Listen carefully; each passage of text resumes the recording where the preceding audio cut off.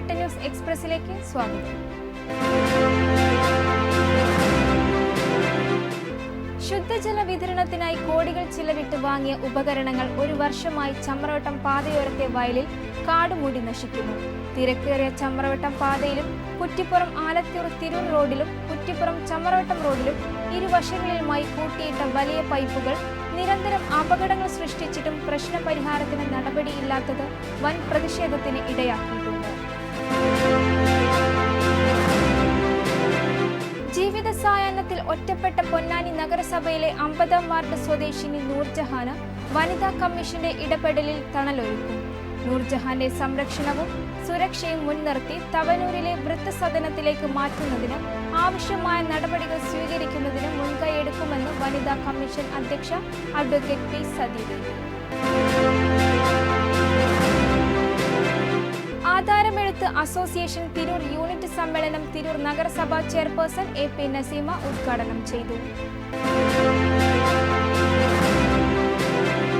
CPIM-നെതിരെ വീണ്ടും നാസർ ഫൈസി കൂടത്തായി. പെൺകുട്ടികളെ സംരക്ഷിക്കണമെന്ന ജാഗ്രതാ നിർദ്ദേശം നൽകാൻ ഒരുത്തന്റെയും തിട്ടൂരം ആവശ്യമില്ലെന്ന് Nasar Faizy Koodathayi.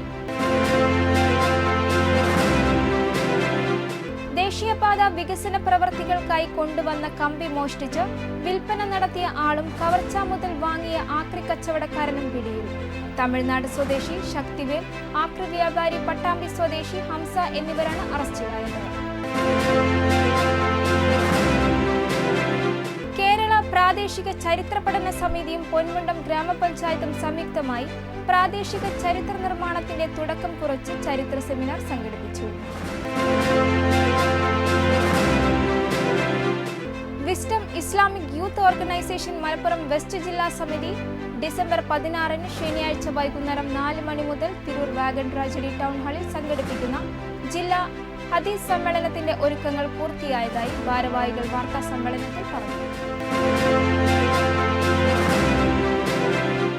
KSAB workers association CITU-വിന്റെ നേതൃത്വത്തിൽ പുറത്തൂർ യൂണിറ്റ് കമ്മിറ്റിയുടെ ആഭിമുഖ്യത്തിൽ പതാക ഉയർത്തലും വിവിധ ആവശ്യങ്ങൾ ഉന്നയിച്ച് പ്രതിഷേധ സമരവും സംഘടിപ്പിച്ചു.